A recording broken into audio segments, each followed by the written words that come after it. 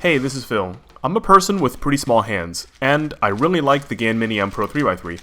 Takes a little to get used to coming from 55mm cubes, but once I got into the groove, I was able to get some really good times with solid, clean turning.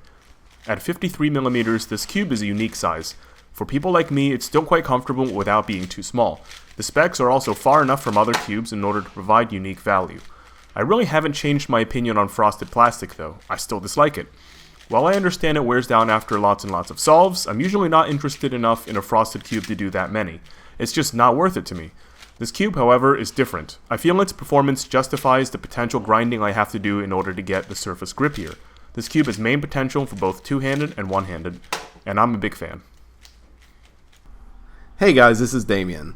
The GAN Mini M Pro is an interesting puzzle.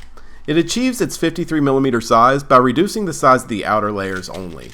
And by this I mean that the center cap is exchangeable with the GAN 11 and the edges are the exact same width. This is slightly disappointing as the pieces aren't proportional. I would love to see a small cube that is totally proportional, but that's a small gripe.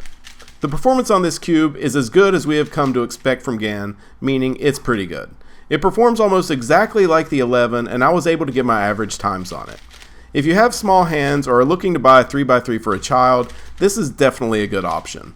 But overall, I think this is just another good release from GAN, and I look forward to what they'll do in the future.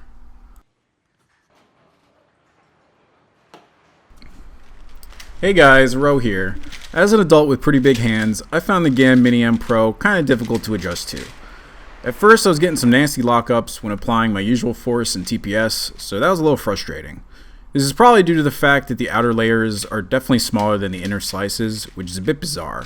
After further examination, it became clear that this cube is very similar to a GAN 11M Pro, but with trimmed down outer pieces to make it smaller. However, this isn't necessarily a bad thing, because the GAN 11 Pro, as we all know, is an awesome flagship 3x3.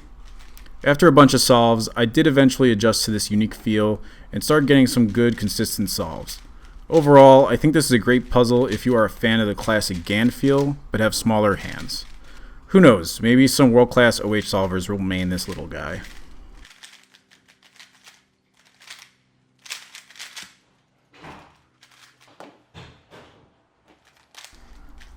Hey, it's Jules. The GAN Mini M Pro is just a smaller GAN 11, is what I would like to say. Corner cutting and feel is pretty much the same, but I find the smaller 53mm version a lot more interesting than full-size counterpart. It's not a true mini cube, so some of the pieces are deformed, making the outer layers thinner, but it's not necessarily a bad thing.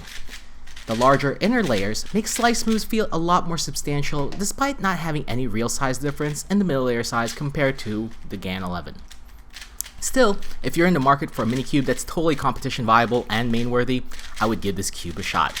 It's not any better or worse than the 11 overall, but the difference in size could be substantial enough for some cubers, and I would highly recommend it. That's all I have for this mini cube from GAN. Thanks for watching.